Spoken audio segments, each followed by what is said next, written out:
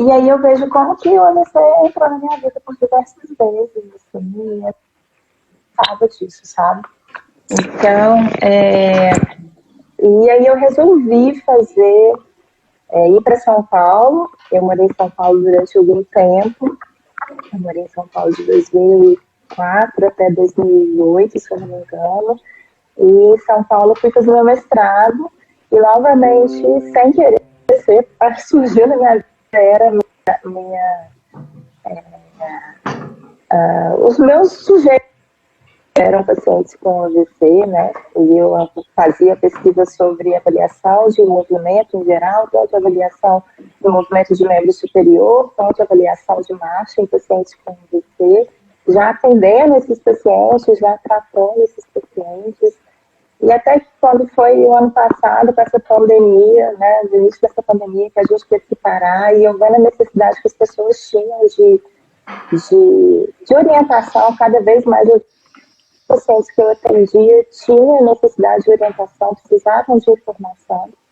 Aí eu resolvi criar o canal, porque eu comecei a ver que quando eu orientava bem os meus pacientes, quando os meus pacientes se tornavam protagonistas de toda aquela história, se ressignificavam uma nova vida após o AVC, conseguiam entender o que estava acontecendo, por mais sofrido e delicado porque sempre a evolução da recuperação desses reabilitação, o processo de reabilitação era uma coisa assim, fantástica. E eu falei, se uma paciente minha em questão fosse um dia, você tem que passar isso para mais pessoas. Você precisa, né, trazer informação, porque a gente não sabe o que a gente faz.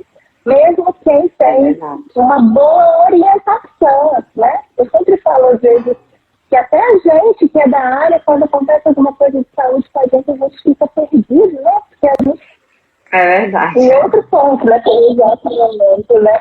Então, assim, eu estava com tempo, porque eu fiquei um mês sem atender, eu estava com um monte de ideias no papel já há mais de 2 anos, eu falei, vamos lá, vamos colocar isso em prática, foi aí que a gente criou o canal. Então, eu tenho a minha formação e a prática toda dentro da neurologia, e aí eu resolvi criar o canal para falar com paciente, para falar a respeito de todos esses processos, de trazer conteúdo técnico, que essas pessoas consigam entender esse conteúdo, né? E consiga ser acessível para elas, o entendimento mesmo. E aí, desde então, o papo é de AVC todos os dias, né? Eu nem meu filho mais agora descansar sobre AVC. Eu tenho 18 anos, é verdade. Então, é verdade. Eu tenho prazer em falar sobre isso.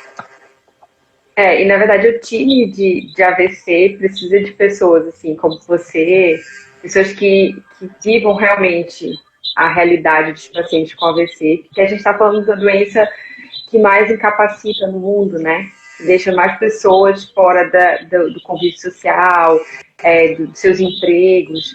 Então, e a segunda doença que mais mata também. Então, a gente precisa de informação, né? A gente precisa ter pessoas que queiram informar, que queiram tratar esses nossos pacientes com AVC e que entendam, né? Que saibam o que estão fazendo também é importante, né?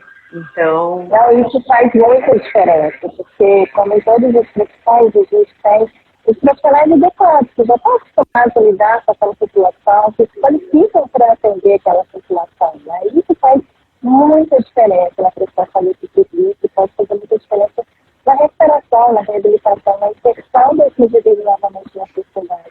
Você falou aí, né, da questão de ser como era antes, eu sempre uso uma frase que eu acho que sempre quando acontece alguma coisa na nossa vida, seja boa ou ruim, né, que é um marco na nossa vida, um nascimento de um filho, um acidente de carro, uma perda de um parente, uma doença, a gente tem que se ressignificar, a gente nunca vai ser igual a gente era antes, entendeu? Então, assim, quando a gente fala assim pra mim, você é igual era antes do AVC, nem se você quiser muito, porque uma doença não muda o trajeto da nossa vida, não muda o nosso olhar.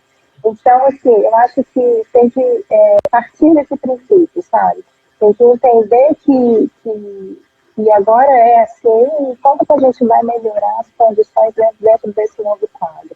Né? E para isso é preciso informação e orientação. Eu acho que você precisa fazer, né, para melhorar essa condição.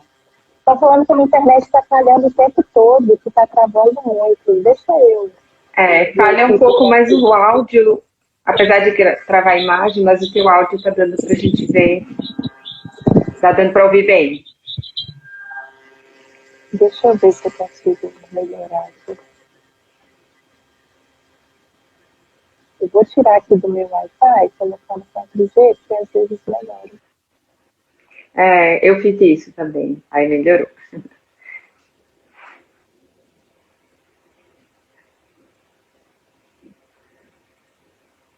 Acho que agora travou de novo.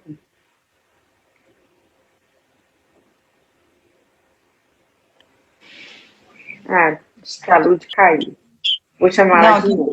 Tá aqui? Tô aqui, tô te vendo. Eu não tô te vendo, não. Ai, gente. Tô te ouvindo super bem. Tô te ouvindo super bem. Mas assim, deixa eu sair e eu entrar de novo. Peraí, Dani, rapidinho. Tá, eu te chamo de novo.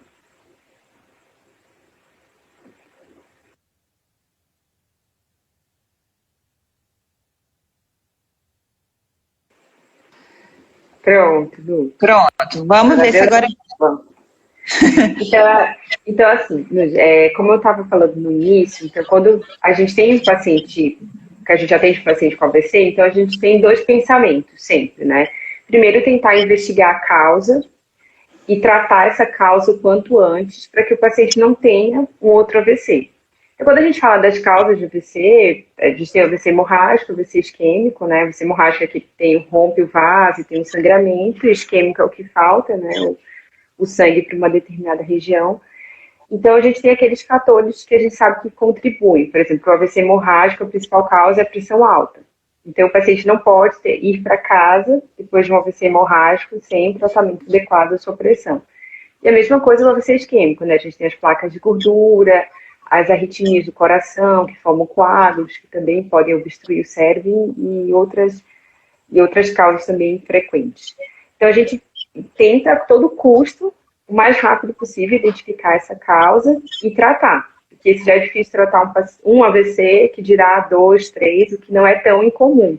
A gente recebe, às vezes, muito paciente que já está no terceiro AVC, infelizmente, e a nossa luta é para isso. E a segunda coisa que a gente faz quando a gente tem paciente com AVC é buscar a reabilitação. Então, que inclui não só, logicamente, a fisioterapia, mas a fonoaudiologia, a terapia ocupacional. Então, esse é o pilar do tratamento após um AVC. E aí eu queria ouvir de você, assim, hoje na sua experiência, como é que você recebe, então, esse paciente que acabou de ter um AVC e veio atrás da reabilitação com você? Quais são as orientações que você passa para esse paciente? Na verdade, a gente tem um cenário que seria o cenário ideal, né, Dani? Que, infelizmente, na maior parte das vezes não acontece em termos de reabilitação, mas a gente aí tem pesquisadores da área e pessoas cada vez mais se qualificando e transportando conhecimento para os profissionais para isso. E a gente tem a situação que é o que acontece, né? Que não é a ideal ainda na maior parte dos casos, na maior parte dos locais no Brasil. Então, assim, o que é o ideal? O paciente, geralmente, 48 horas após ter tido AVC, que já está estabilizado hemodinamicamente, que está bem, que está um pouco responsivo, a gente já começa a fisioterapia no hospital. Então, a gente tem aí um prazo de 48 horas. 48 horas a gente não, mesmo o paciente estando bem, antes de 48 horas, os protocolos, os guidelines já falam que a gente não pode mexer porque ele não está estável ainda hemodinamicamente para isso. Então, assim, na verdade, esse paciente já era para iniciar a questão motora, vamos dizer assim, toda a abordagem em relação ao AVC no hospital. Né? Isso seria o paciente já sentar, o paciente já passar por as avaliações que poderiam prever um prognóstico em relação à marcha, em relação à função de membro superior. A gente tem hoje escalas de avaliação que predizem sim o prognóstico, a capacidade que o paciente vai ter de andar pela força, por exemplo, da musculatura do bumbum. Então, se o paciente tem um bom controle postural, consegue ficar sentado sem apoio de tronco, a gente já é um outro fator que vai predizer positivamente a possibilidade dele vir a andar nas próximas 6 semanas. E a gente tem também algumas escalas, que é uma escala de padrão ouro, que é a Fung-Meier, que avalia a capacidade do paciente ter uma função de membro superior, não avalia só membro superior, mas ele prediz 75%, em torno de 75% a capacidade desse paciente, ela acerta em torno de 75% das vezes em 100, de realmente a função retornar ou não dentro desse ambiente hospitalar. Ainda poderia ser feita todas essas avaliações, e infelizmente a gente sabe que ainda não é feito.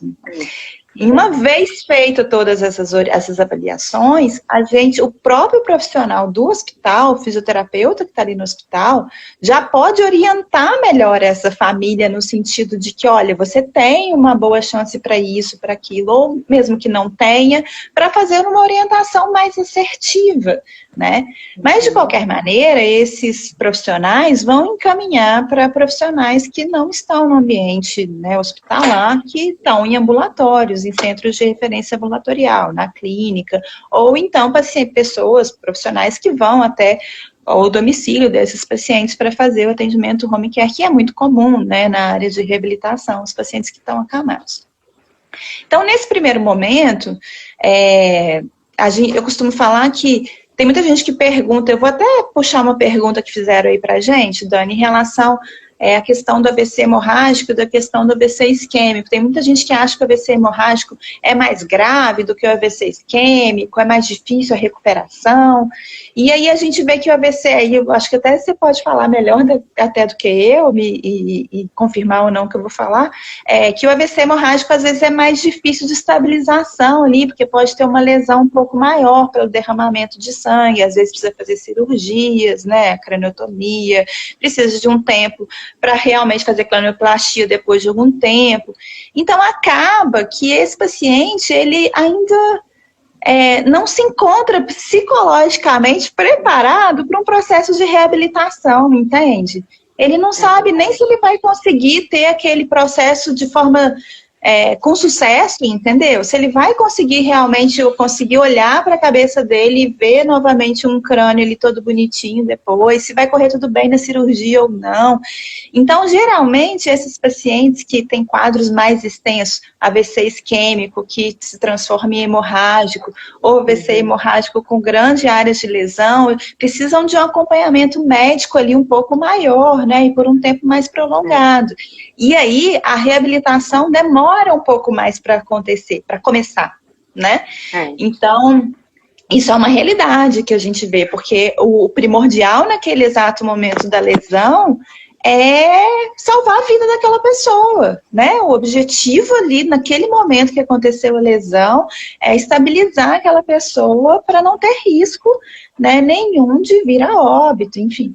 Então, existe essa diferença. E aí a gente fala que quanto antes a gente começar a reabilitação, melhor. Né? A gente sabe disso porque o cérebro está começando a se reestruturar lá, houve uma lesão, e o cérebro está começando a formar novos caminhos neurais, ou está começando a se recuperar daquela lesão, e aí eu posso começar a responder se eu tiver um estímulo correto. Assim como eu posso responder no estímulo errado. Então, se eu faço um estímulo correto, eu respondo de forma satisfatória e eu vou aprendendo aquele movimento de uma forma mais satisfatória. Então, assim, os pacientes que chegam no consultório para mim, eles não têm ideia de como eles vão assentar, como eles vão deitar, como eles vão virar de posição na cama, o que eles vão fazer para andar, o que eles vão fazer para ficar de pé quando acaba de ter um AVC. É isso que eu estou falando, exatamente nessa fase inicial da procura, da reabilitação. Então, eu acho que tudo isso, que é o básico do dia a dia, mesmo que a pessoa não consiga fazer ainda, precisa ser analisado, precisa ser entendido de quais são as dificuldades dessa pessoa, qual que é a deficiência funcional, nem falo de deficiência, mas qual que é a restrição na capacidade funcional dessa pessoa, a gente entender isso e a gente trilhar esse caminho dentro do objetivo que a pessoa quer. Então, se a pessoa quer correr novamente, a gente vai aos poucos trabalhando para que lá na frente ela possa correr novamente. Então, o que o paciente quer importa muito para a gente. O que se atrapalha um pouco e fica mais difícil quando tem alguma alteração cognitiva associada, porque a gente não consegue ter esse desejo próprio do paciente. E por isso que é importante uma equipe trabalhando em conjunto, o psicólogo, a neuropsicóloga, para a gente conseguir destrinchar ali o que é importante para cada um, né? Então, assim, primeiro, eu sempre falo, a fisioterapia geralmente é a primeira porta de entrada da reabilitação para muitos, né? Ou a fisio ou a fono, para quem tem uma alteração, né? Mas é muito importante ter a psicóloga, às vezes ter o educador físico, né? Ter o próprio médico. Tem gente que não faz acompanhamento com o neuro depois que sai do hospital. Eu fico boba de ver isso. E eu recebo, às vezes, muitos pacientes que nunca ouviram falar também do terapeuta ocupacional, né? Exatamente. Que é tão importante nessa questão também de manter a funcionalidade, né? De adaptação do paciente para voltar a fazer suas atividades prévias, ou pelo menos uma adaptação para ser próximo, né? Sim, então, que trabalha totalmente em conjunto. Então, exatamente, é essencial. Assim, a informação é tudo, né? Então, às vezes a gente tem esse paciente que a gente consegue, no mundo ideal, teve o AVC, estabilizou clinicamente, já chama físio, já chama fono, já tem toda essa estrutura. Mas assim, às vezes, quando a gente recebe paciente meses depois do AVC e perdido, assim, né? Não sabe nem por onde começar. Né? Então, essa infelizmente, ainda é a realidade, justamente também por falta de informação. E uma coisa que eu acho também que é importante a gente falar aqui, Dani, que foi uma pergunta até que fizeram também, que eu achei fantástica. A pergunta é como que lida com a ansiedade da família, querer que a pessoa volte a andar rapidamente, vamos dizer assim. E é uma doença abrupta que muda a vida da pessoa da noite para o dia, né? Uhum. E que muda a vida não só da pessoa que teve AVC, e muda a vida de todo mundo que está no entorno dessa pessoa. Então, assim, eu falo agora até para os familiares que se você tiver um profissional que saiba conduzir isso da melhor forma, ele vai chegar para você e falar assim, olha, agora não é hora da gente pensar nisso, agora é hora da gente pensar em etapas anteriores até ela conseguir ficar de pé, até ela conseguir andar. Então, às vezes, eu vejo que as pessoas querem muito uma função específica que às vezes não é possível naquele exato momento e às vezes não tem orientação em relação a isso. Aí as pessoas me perguntam assim, mas como é que eu vou saber se é possível ou não? Né? Tem gente que fala, eu tenho 6 meses de AVC, não mexo a mão. Eu tenho um grupo de WhatsApp, um grupo com mais de 250 pessoas, a maioria é gente que teve AVC. E aí muita gente fica se comparando. Mas quanto tempo você tem de AVC? Mas você já mexe a mão, eu não mexo. E aí eu sempre falo isso com as pessoas, falo, gente, cada AVC, cada um AVC, parece que é meio... Né? E é diferente, entendeu? É diferente a forma, porque... Para quem não sabe, a gente tem uma representação no nosso cérebro, gente, de cada região do nosso corpo.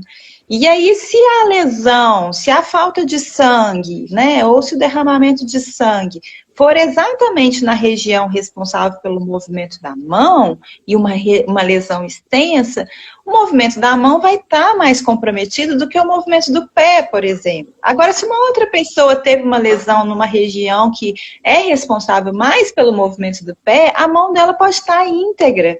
E o movimento do pé, não. Então, assim, e tudo isso vai depender da área, né, da lesão, da extensão dessa lesão, né? Então, são quadros completamente diferentes. Então, infelizmente, a gente não consegue falar assim, não, você faz isso, aquilo, que vai melhorar o seu quadro, entendeu? Sem passar por um processo de avaliação, sem entender o quadro do paciente, né, ao certo. Então, eu acho que vale aqui, como a gente está falando para pessoas que a gente provavelmente não está avaliando, não está vendo, eu acho que vale aqui a gente deixar a orientação de que um bom profissional e uma boa equipe vai fazer muita diferença nesse processo.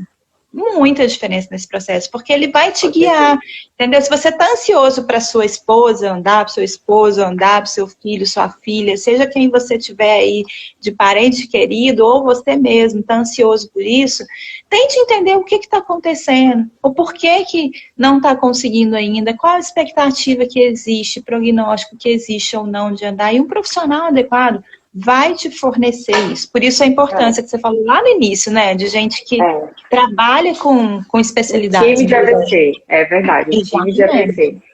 E assim, sabe, e o paciente entender também que não é uma receita de bolo, né? Porque, assim, a gente recebe... eu trabalho na Santa Casa, no serviço que recebe muitos pacientes com AVC. E aí você vê que cada AVC, às vezes, na mesma região, é diferente de paciente para paciente, porque isso depende de como era o condicionamento físico do paciente antes do AVC, depende da extensão do AVC, da causa, da idade. Então, quer dizer, reabilitar um paciente de 20 anos é diferente de reabilitar um paciente de 80 anos, né? Então, com certeza. Então, existem fatores prognósticos, né, fatores que dizem para a gente, além dos que você já citou, de maneira geral, que esse paciente vai sair melhor, vai recuperar mais do que um outro paciente, por exemplo. Só que isso, como eu disse, né, não é uma receita de bolo também, né, não é uma ciência exata. Então... Até mesmo porque, né, Dani, a gente ainda tem muito a se descobrir do funcionamento cerebral, né?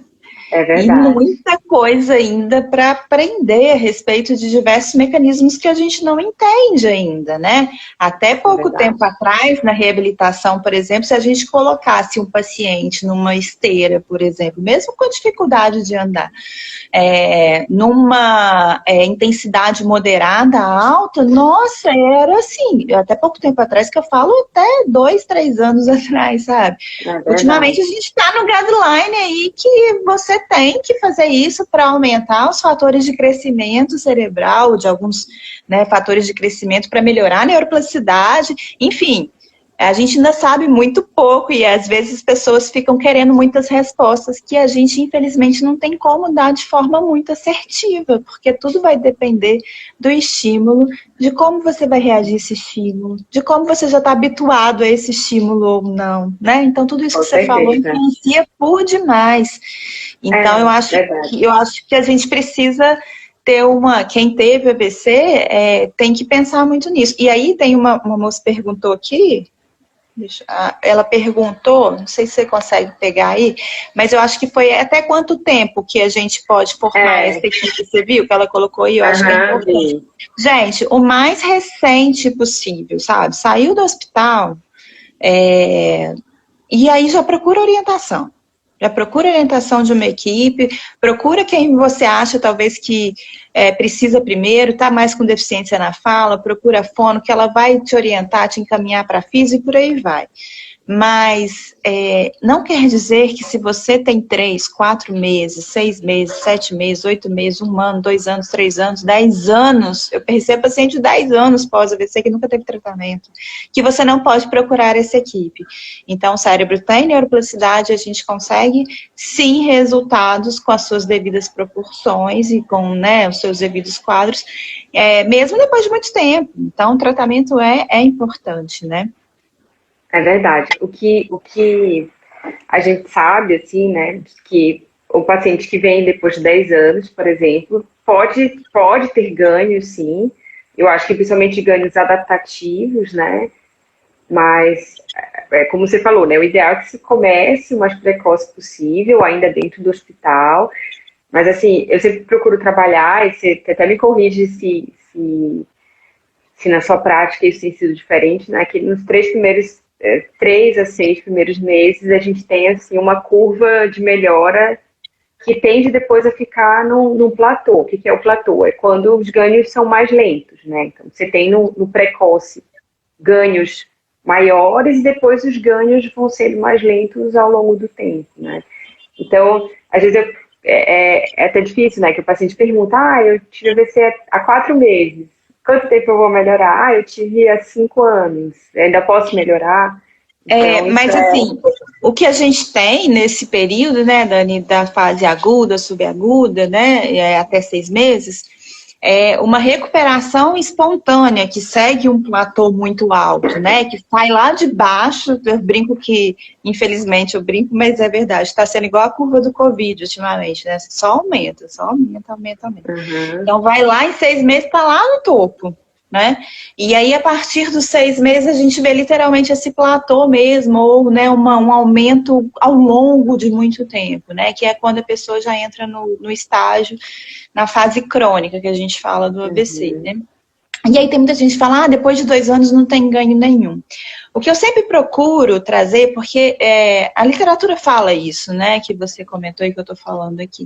E aí eu comecei a ver no consultório que às vezes chegava pacientes com 2, 3, 4 anos e que conseguiam, assim, resultados cada vez mais ascendentes, sabe? E aí eu comecei a estudar mais sobre isso. Eu falei, gente, não é possível, né? E aí eu comecei a atinar para uma coisa que antes eu não atinava, né? Que era a questão da recuperação espontânea.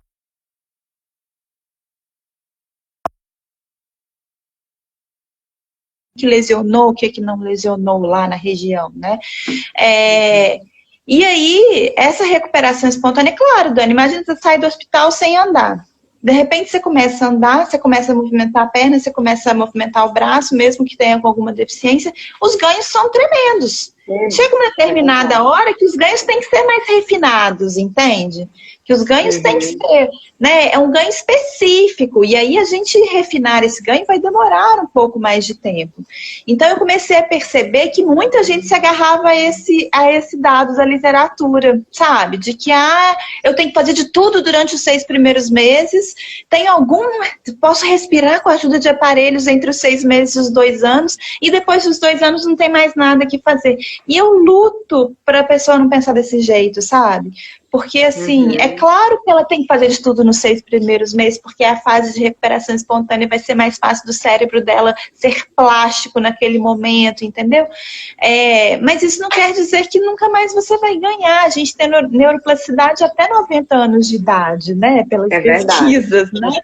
Então, assim, eu sempre falo isso, sabe? Gente, não se atenha tanto a isso. É claro que se atenha para procurar mais rápido, né? Algum tipo de estimulação.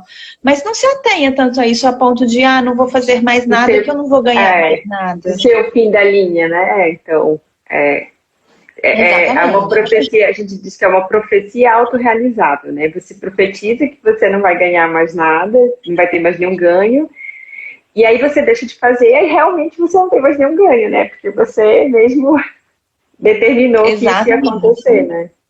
E até vi aqui uma pergunta, alguém que perguntou sobre que tem hemiparesia e hemiplegia, se vai receber alta da fisioterapia ou fica para sempre fazendo fisioterapia?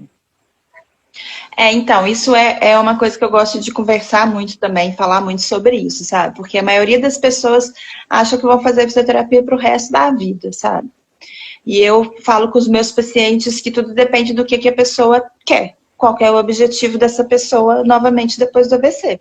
Então, eu tenho paciente, por exemplo, que eu até brinco com ela, falei, para mim você já está de alta, mas ela quer refinar aquele exato movimento do dedo para ela conseguir correr 15 quilômetros. Quando eu mostro para ela,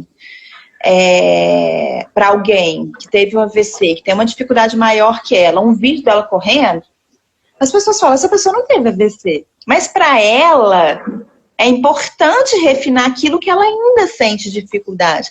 Então, eu falo que tudo isso depende muito do objetivo que a pessoa tem pós-AVC.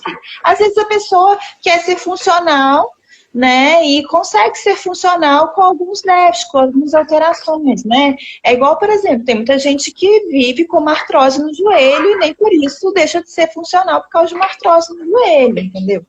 Então, eu falo que tudo isso depende também, e eu falo que a coisa tem que ser prazerosa. Então, essa estimulação do movimento, ela tem que ocorrer para qualquer pessoa, tendo ou não tendo um AVC. Então, o nosso corpo foi feito para movimentar, né? Então, se você teve um AVC, aí você precisa fazer esses estímulos ainda mais. Então, pelo menos manter esse estímulo. Então, no mínimo, uma atividade física que você consegue fazer, que você se identifique, que seja prazerosa para você, que te dê prazer, é importante que você mantenha para o resto da sua vida, entendeu?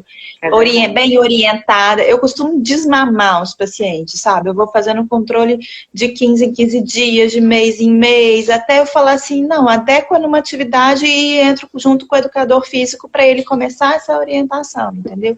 Para ele ter autonomia, né? Eu acho que isso é muito relativo. Né? Agora, tem gente que quer fazer fisioterapia pro resto da vida e quer melhorar aquela beiradinha, aquele cantinho ali que acha que não tá bom. E se tá tudo bem para ela, a gente vai ter objetivos para isso, entendeu?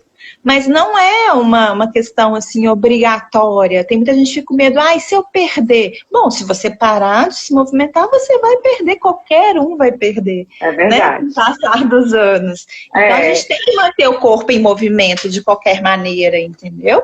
Então acho que é meio tentar enxergar dessa forma. Tem muita gente que teve uma pergunta que fizeram pra gente, a fisioterapia é obrigatória? A fisioterapia ela não é obrigatória, mas assim, é a mesma coisa você falar com um paciente hipertenso que ele não precisa fazer controle medicamentoso para hipertensão arterial, entendeu? Então, assim, eu preciso fazer pelo menos uma avaliação e dar as orientações e ver para que aquele paciente vai precisar de mim, entendeu? Agora, eu acho que obrigação é uma palavra que já começa errado, entendeu? Você tem que cuidar da sua saúde, né? É uma questão de um bem que você tem, que é a sua saúde. Então, eu acho que tem que pensar nesse aspecto. E eu acho que uma coisa também que é muito importante no dia assim, que os nossos pacientes entendam, que às vezes assim, a falta de movimento num braço é a pontinha de um iceberg, né? Então, assim, às vezes o paciente valoriza muito, e isso não que não deva valorizar, né? Lógico que o movimento é importantíssimo para todos nós, e assim como deve ser para ele, com certeza. Mas assim, às vezes o paciente não está se nutrindo bem, então, como é que ele vai ganhar músculo para voltar ao movimento, né, naquele membro que está mais parado, se ele não come a quantidade de proteína que ele deveria comer, se ele não tem uma orientação nesse sentido também. Se ele está deprimido, a gente sabe que as taxas de depressão pós-AVC são altíssimas, né? Então, não, eu quero voltar a andar, mas não tem ânimo, não tem a mesma disposição, né, o mesmo vigor, então isso também prejudica os resultados, prejudica a funcionalidade, né? A dor, poxa, também super comum, a dor pós-AVC por diversos fatores, até a gente recebeu uma pergunta também sobre isso, dor. Então, acho que a gente também como profissional, acho que você também com certeza deve fazer isso, a gente também tentar enxergar além do braço que não está mexendo, né? Uma realidade toda que tem por trás. Mas é por isso que eu te falei que quando a pessoa consegue entender, e para entender e se ressignificar, ela tem que estar bem emocionalmente, né? E esse fato aí da depressão pós-AVC, que é muito comum mesmo, impede muito a evolução de muitas pessoas, porque o movimento ele precisa ser intencional, você precisa ter a vontade de realizar o movimento para alguma função específica. Se para você tanto faz, tanto fez, se ficar esperando o tempo passar sentado no sofá porque o tempo vai fazer o melhorar, vai só piorar, vai só regredir, entendeu? Então, assim, e às vezes você precisa de ajuda. Às vezes você não vai conseguir sair desse processo, muitas das vezes, né, na verdade, sozinho. Então você vai precisar de um psiquiatra para te medicar, para um psicólogo para... Então assim, isso é importantíssimo. E as pessoas, e às vezes também, muita gente acha que o paciente está que é muito mole. Muita gente relata isso para mim. Ah, meu pai fala que eu sou muito mole, minha família não coloca fé do que eu estou sentindo. Não se coloca no lugar do outro, né? E quando não se tem informação, isso acontece muito. Tanto dos profissionais, quantos relatos que eu já tive de pacientes que falam assim, o meu fisioterapeuta fala, você tá preguiçosa, você tá mole. Não é, Ludmila, eu queria fazer, mas eu não consigo fazer, né? Então, basta uma palavra errada para um processo todo emocional desencadear e repercutir aí vamos dizer assim, numa interferência negativa para o processo de recuperação física, né?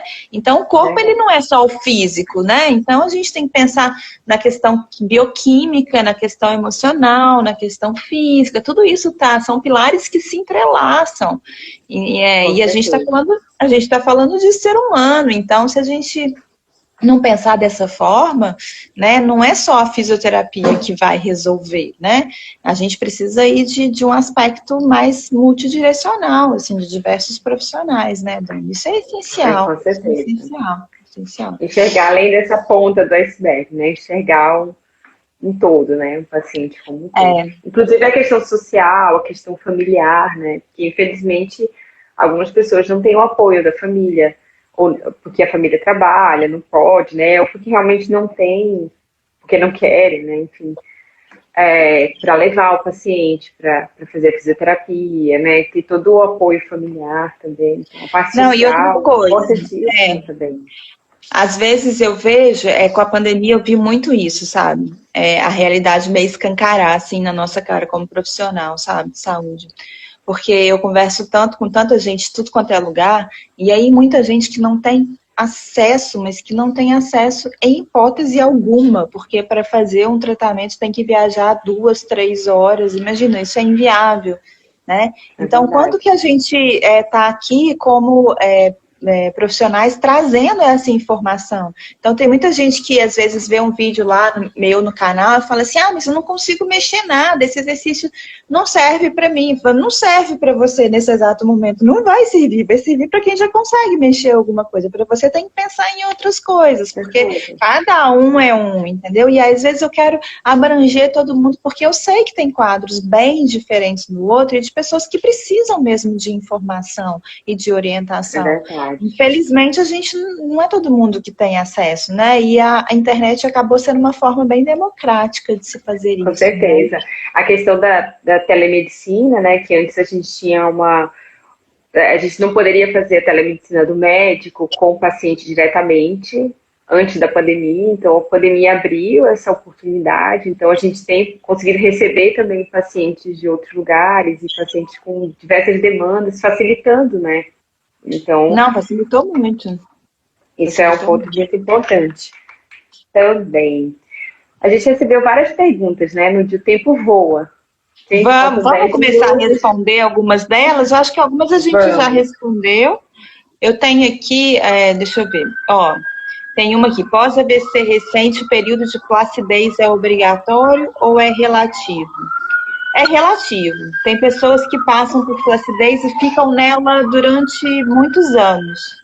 E que não entram em quadros de espasticidade, que seria aquela rigidez que dá no membro. E tem pessoas que entram em espasticidade logo no segundo dia pós-AVC, que nem passam por um quadro flácido importante, que às vezes não consegue movimentar na hora que inicia o movimento no segundo dia ou no primeiro dia pós-AVC, na hora que já inicia às vezes com um aumento de tônus muscular. É muito amplo, é um leque extenso aí de possibilidades, sim, e essas possibilidades são extensas devido ao que eu e a Dani falamos, dessa extensão da lesão, da região da lesão, dos hábitos anteriores, de N fatores aí, da idade, então de N fatores que podem influenciar nisso. O que a gente tem? Um prognóstico melhor em pacientes espásticos do que flácidos. Tá? Então, quem tem um pouco de espasticidade, às vezes a espasticidade pode ajudar a ser funcional, e quem tem flacidez que não ativa nada, totalmente mole, caído, tem prognósticos menos favoráveis. Mas isso não quer dizer que você não vá mexer, ou que você não possa adquirir movimento, tá? Dentro de um todo, a ciência determinou dessa forma, entendeu? Posso continuar aqui, Dani? Pode continuar. Tá. 6 meses de AVC isquêmico, ainda tenho um pouco de espasmo quando espreguiça. Por quê? Isso para? Isso é um reflexo, é uma reação que a gente chama de reação associada, acontece geralmente quando você vai começar a ativar, tem gente que estica a mão completamente quando acorda, tem gente que consegue esticar o cotovelo para espreguiçar, depois passa o dia inteiro tentando esticar o cotovelo e não consegue. Então, reflexo é quando a gente não tem controle, né? A gente não faz de forma espontânea, né?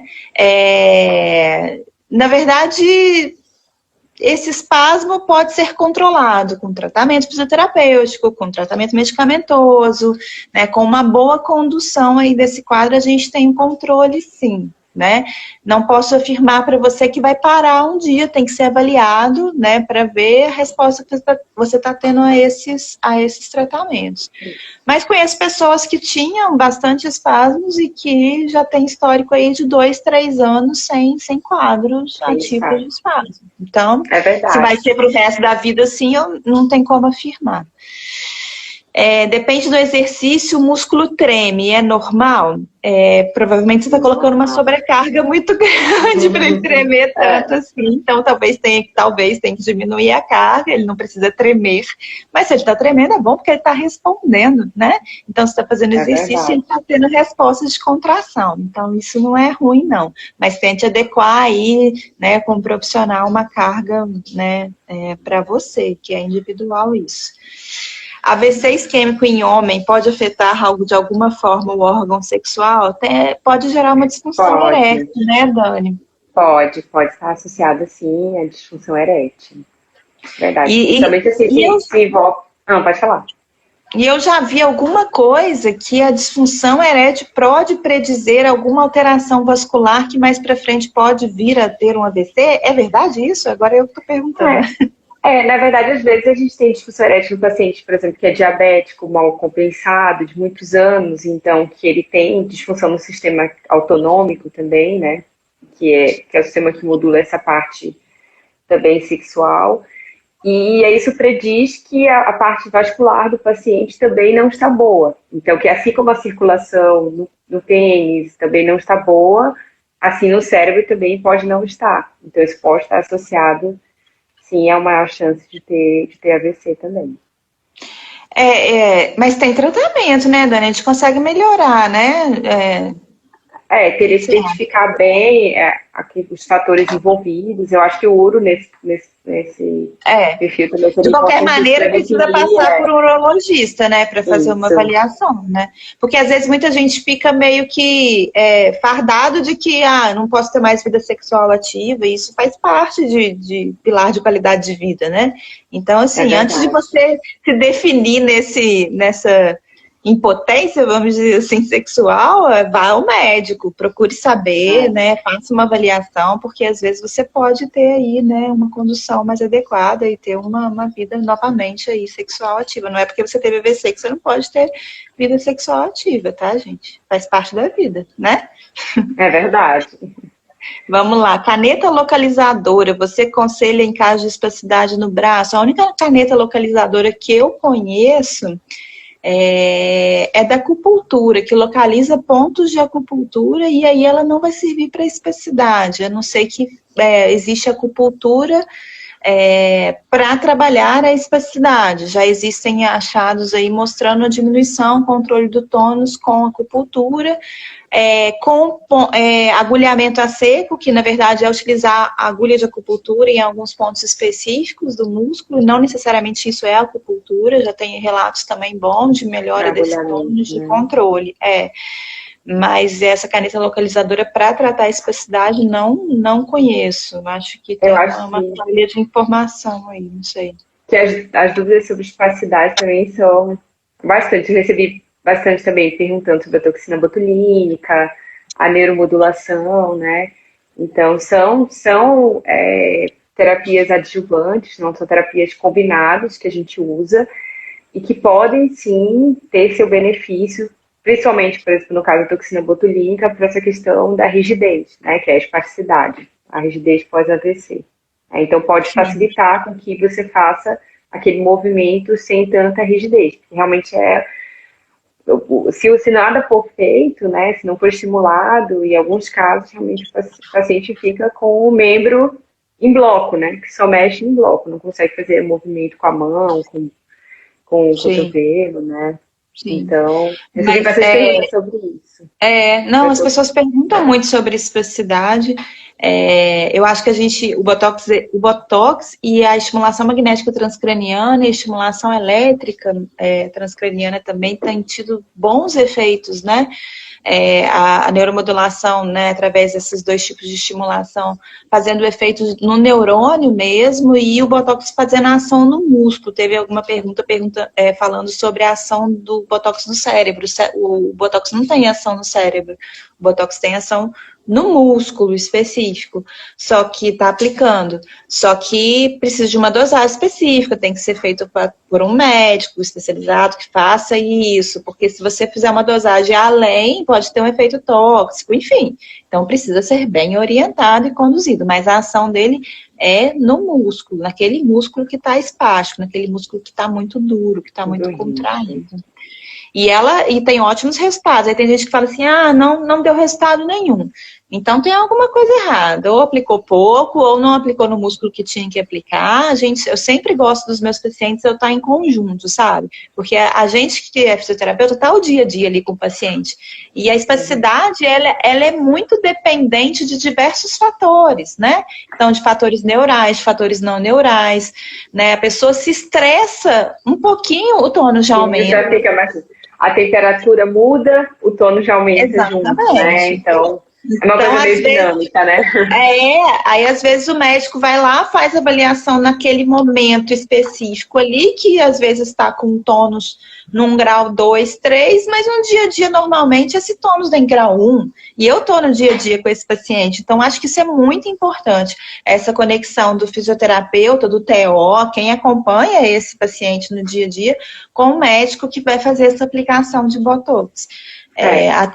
Até teve até uma pergunta se fisioterapeuta faz, até onde eu sei, fisioterapeuta não faz aplicação de Botox, não, tá, gente? Procure o médico, procure um fisiatra, um neurologista, enfim, quem faz essa aplicação.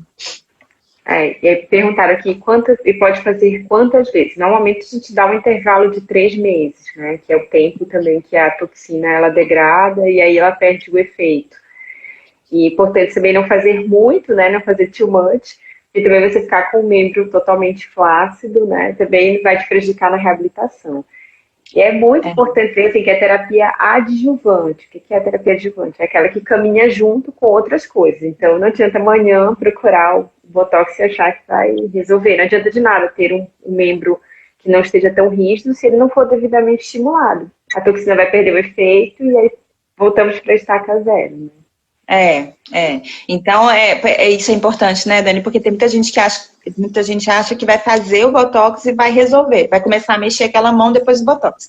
E não é assim, muito pelo contrário. O Botox paralisa aquela musculatura que está muito ali contraída. E aí é o que ela falou, a fisioterapia tem que entrar, a terapia ocupacional tem que entrar para estimular aquele movimento. Senão, realmente, não vai resolver muito, né? Vai resolver muito. Eu tô vendo aqui, muito importante essa observação. Quando vou no consultório do meu neuro, vira uma boneca de madeira. Tá vendo? Nervoso, é verdade. Somos humanos, a gente fica apreensivo, querendo saber o que vai dar, o que o outro tá, o que o médico tá achando da gente. Então, normal, isso é bem normal. Por isso tem... Às vezes até depois do exercício, né, a temperatura corporal aumenta mais, aí à noite, quando chega em casa, já sente um pouco mais... Então, tem variações mesmo, né? Verdade. Isso. Deixa eu ver se tem mais alguma coisa. Ombro subluxado, eu acho que é uma coisa interessante que já deve ser observado logo no início, na fase flácida, que é mais comum a fase flácida acontecer nos momentos iniciais, pós-AVC, que é como se fosse um buraquinho mesmo, assim, um fundo nessa região aqui do ombro. Às vezes isso não pode ser visível, né, dependendo da massa muscular que aquela pessoa tem ali, mas Dor é um quadro importante de ombro subluxado, restrição, mesmo quando uma pessoa faz o movimento, a pessoa sente dor, uma outra pessoa fazendo o movimento por ela, que ela não consegue fazer, a pessoa sente dor. E uma coisa interessante é porque nem sempre o paciente que tem ombro subluxado tem dor, porque às vezes ele pode ter uma alteração de sensibilidade importante daquele lado e aí não percebe a dor. Então, por isso, uma orientação, uma avaliação é muito importante. Então, como deitar, como sentar, como posicionar, como pegar um paciente para, né, quem é da família, para levantar ele, para sentar ele, né? Provavelmente agora, em março, provavelmente não, agora em março, mais ou menos daqui a um mês, eu vou estar lançando um curso para paciente com AVC exatamente sobre isso.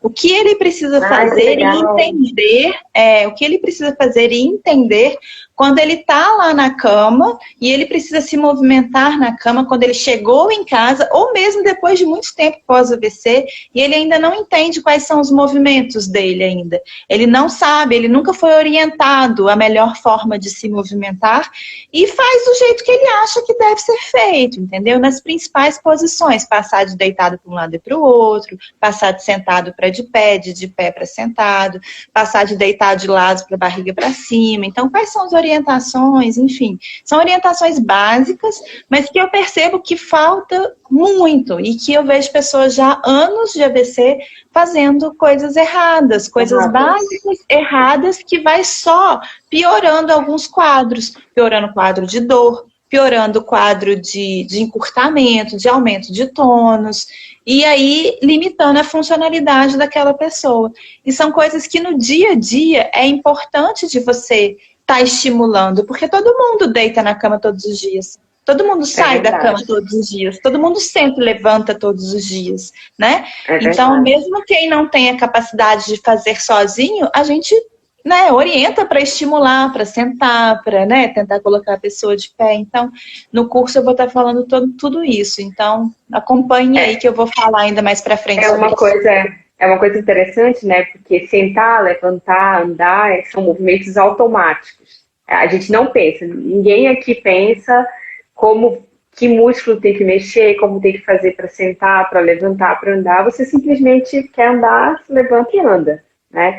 Mas aí quando você precisa corrigir posturas, né? É como se você estivesse realmente reaprendendo uma função, né? Então você tem que pensar como é que você tem que levantar, né? Então isso é um aprendizado que só alguém especializado pode te ensinar, né? E outra coisa, Dani, a gente não lembra porque quando a gente aprendeu a fazer isso, a gente não tinha consciência disso, já é tão automático nas vias, né, que a gente tem, os programas geradores de padrões motores a nível medular já torna isso automático no adulto, né? Então, assim, a partir do momento que você tem uma lesão cerebral, você não consegue fazer aquilo virar automático, né? E aí, por conta da lesão. Então, você tem que literalmente reaprender. E aí, muita gente fala assim, eu não consigo mexer a mão. Mas, às vezes, ela não consegue mexer a mão porque todo dia ela deita errado, com o ombro posicionado errado, trazendo uma posição errada do ombro, que vai trazer uma inabilidade de ativação do movimento de um músculo do cotovelo, do punho, da mão, e vai perpetuando uma cadeia de estímulos negativos, de neuroplasticidade negativa, que ela não tem consciência alguma. E são coisas bem banais, mas que banais no sentido, né, que pode ser feito são simples, no dia a dia, são simples, mas que quando a pessoa não sabe, não tem como fazer, né? E quando reaprende errado, vira um automático errado. Aí você tem que reaprender de novo. Imagina um esforço, né? Você tem que fazer para corrigir uma coisa que poderia ter sido feito certo, né? Se você tivesse uma boa orientação desde o início. E a gente já tem estudos mostrando né, a teoria do mau uso aprendido, né, que geralmente é aquele padrão clássico de levantar o braço, levantando todo o ombro, levantando, né, abrindo o cotovelo, porque é aquela forma que consegue fazer naquele exato momento, é o que dá para fazer naquele exato momento, e que inibe a capacidade de aprender o movimento correto. Então, e aquilo fica tão já fixado no cérebro que as pessoas às vezes não conseguem aprender o correto por conta do mau uso, da forma errada que aprendeu, entendeu? E aí essas compensações, tudo isso precisam ser inibidas para que o movimento correto possa ser estimulado e possa realmente acontecer. Eu acho que tem algumas outras perguntas. Pois é, sim. Na verdade, agora o Instagram já não... liberou, né? Mais de uma hora. Não limita mais uma hora, não. Mas, e eu acho que o pessoal tá firme aí, ó. Já todo mundo comentando, ninguém saiu, vocês estão gostando aí, gente. Né? Teve gente que falou, eu quero vocês aqui na minha cidade, ó. Eu acho... A gente faz consulta por telemonitoramento, teleconsulta, então entre em contato aí quem precisar que a gente auxilia aí no que for necessário, não é mesmo? Eu recebi antes também na caixinha de perguntas e aqui algumas pessoas comentaram também sobre a dor, né? A dor pós-AVC. Então, uma coisa muito importante quando a gente fala de dor pós-AVC é que existem várias causas, né? Para o paciente ter dor. Você pode ter tido um AVC numa região do cérebro que dá dor, por exemplo, o tálamo, que é uma região bem profunda que a gente tem. Então, geralmente é um AVC que é muito doloroso, o paciente sente muitas dores difíceis de tratar, né? E existe também a dor relacionada à sequela. Então, a dor, por exemplo, do imobilismo, do ombro congelado, enfim, das diversas complicações já como sequela, né? Então, isso tem abordagens diferentes, então a gente pode... A maioria a gente acaba associando remédio, né? Mas dependendo do tipo da sua dor, da causa específica da sua dor, a abordagem pode ser completamente diferente, né, Lúcia? Sim. Como é que tem sido assim? Como é que tem visto? A dor é multifatorial, né? Às vezes você não tem nada clínico, às vezes que explica uma determinada dor ali e está acontecendo, né? A gente tem eu tenho um pouco de uma abordagem que a gente chama de integrativa, que às vezes até uma questão emocional pode influenciar no quadro doloroso. Mas, enfim, se tratando de AVC especificamente, quando se tem uma dor na região do cérebro, como a Dani falou aí a princípio, e o tálamo é um exemplo claro disso, só de colocar a mão assim, só de encostar, não precisa ter muita coisa não. O paciente vai sentir muita dor, é uma dor exacerbada, assim, fora do normal, né, é um quadro muito, muito intenso, e aí a gente precisa realmente desse conjunto de tratamento medicamentoso, fisioterápico, tem tratamento fisioterapêutico para tentar amenizar e conduzir melhor essa sensibilidade dolorosa aí, sim. As dores provenientes de sequelas principais, número 1 é a dor no ombro, né? Que nem sempre é só porque o ombro está luxado ou subluxado, às vezes pode ser por uma lesão de tendão, uma lesão de bursa, uma inflamação no tendão, uma inflamação na bursa, um rompimento, então uma síndrome dolorosa complexa regional que pode acontecer em alguns super casos. Super difícil de tratar, né? Super difícil de tratar, que precisa de uma interação entre profissionais, aí um profissional sozinho não trata e precisa de medicamentos específicos, condições específicas para isso. O emocional está envolvido claramente nessa síndrome dolorosa regional complexa, geralmente no AVC tipo 2. A síndrome ombro-mão pode acontecer pela imobilidade, mas assim, o nosso corpo foi feito para movimentar. Uma vez que não se tem movimento, pode trazer algumas consequências, né? Então, na hora que você vai tentar movimentar, pode ser doloroso. A sua articulação pode, né, por não ter movimento da musculatura, a articulação pode ficar mais rígida. Então, pode gerar uma diminuição da lubrificação articular, diminuindo o espaço articular, gerando quadros secundários ortopédicos, que não tem nada a ver primariamente com o AVC, mas que vai trazer aí quadros de dor no futuro, às vezes futuro até próximo, dependendo de quanto tempo que a pessoa fica nessa imobilidade. Então, a gente tem, sim, assim, uma quantidade imensa de dor lombar, porque a pessoa, às vezes, né, puxa muito o quadril para cima, e aí sobrecarrega muito aquele lado. Enfim, tem diversos quadros de dor, né? E eu achei super interessante que você falou do quadril, porque teve uma pergunta aí sobre a bengala. Até quando tem que usar, não quero ficar dependente. Mas é muito melhor usar a bengala e andar da maneira correta, com apoio, do que depois que você ter limitação para andar, porque você... E travou. Travou não, né? Não, voltou. Porque você sobrecarregou a sua lombar, né, andando da maneira errada, às vezes fez uma fratura patológica, né, por sobrecarga. Então, às vezes o artifício, a bengala, pode fazer ter muito mais ganhos do que ficar sem ela, né? Então, lógico que isso é caso a caso. Tem gente que usa e não precisa, mas quando precisa, tem que usar. Entende? Eu sempre falo que você tem que priorizar a segurança, né, Dani? Porque uma queda pode...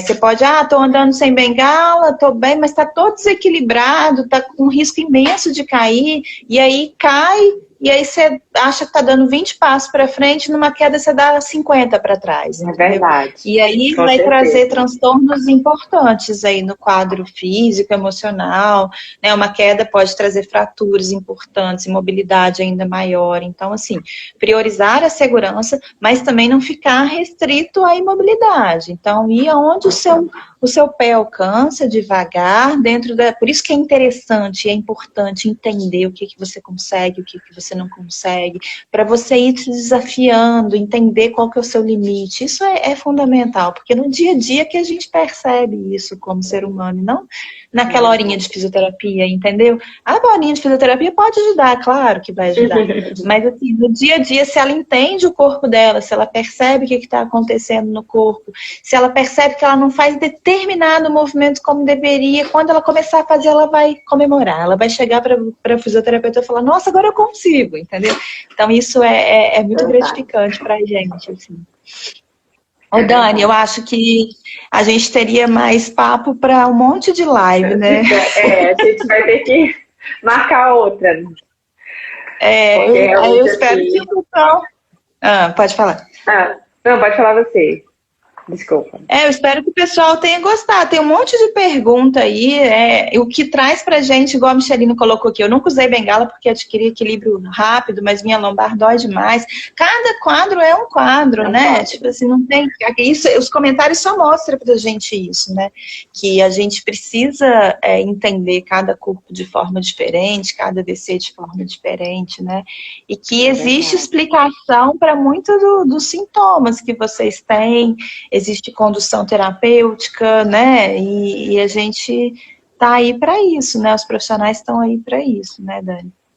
É verdade. E eu sempre costumo falar também para os meus pacientes aqui no Instagram o quanto é importante a gente comemorar as pequenas conquistas, né? Como você falou.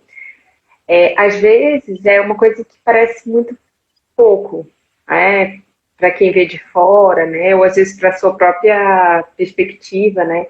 Mas uma coisa que você consegue ganhar, cada ganho tem que ser muito comemorado. Porque, assim, infelizmente, o AVC é uma doença que ceifa a vida de muita gente, né? Então, se você está nesse caminho da reabilitação, porque você teve uma nova chance, você teve uma chance. Então, cada conquista que você ganha nessa sua nova chance, nessa sua nova vida, é uma grande conquista. Tem que ser realmente comemorado. E mesmo se você, como a Lud falou no início também, né? Lud, às vezes você nem ficou com nenhuma sequela, mas você com certeza não vai ser igual ao que você era antes, porque você está atravessando uma doença que é grave, né? E você está aí vivendo a sua vida, né? Então, tudo tem que ser comemorado, das mínimas conquistas às maiores. Eu fico todos os dias, de segunda a sexta, a gente conversa lá no grupo do WhatsApp, e aí, às vezes, chega alguém lá, olha, hoje eu consegui fazer tal coisa, e aí coloca o vídeo mostrando que consegue, e eu vibro junto com todo mundo.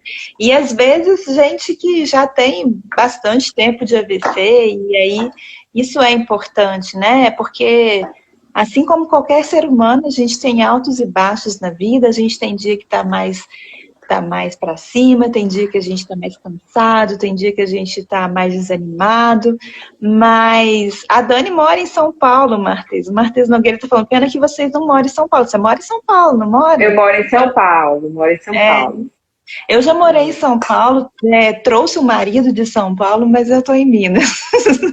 A Dani mora em São Paulo. Aí teve gente que colocou AVC, a gente vai conseguir. Mas é isso mesmo, eu acho que é por aí mesmo, tem que conseguir. E cada história de superação é uma história que vai encorajando cada vez mais, que vai dando exemplo.